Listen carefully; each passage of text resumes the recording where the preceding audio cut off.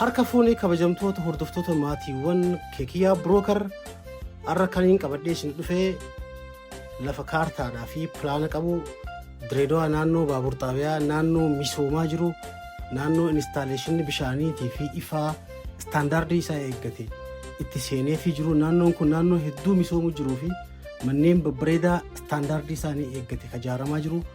Karaa babal'aa kan qabu naannoo bareedaadhaa. Bitadhaa dhaqqabadhaan isiniin jaa miliyoona takkarraa kaasee ni jira. Lafa kaarree 660 irraa kaasee hanga 500tti na biraan ni argattanii. So naannoo hedduu misoomuu jiru. Naannoo kana hedduu dhaqqabadhaan isiniin jaa naannoo kanatti kaartaadhaa fi pilaana qaba hundi isaa.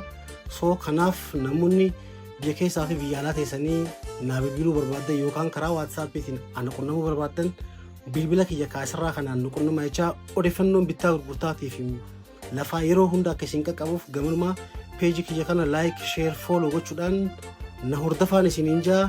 Namoonni biyya keessaas biyya alaa teessanii ana hordofuu barbaadan bilbila kiyya kaasirraa kanaan na qunnamaa. Galatooma.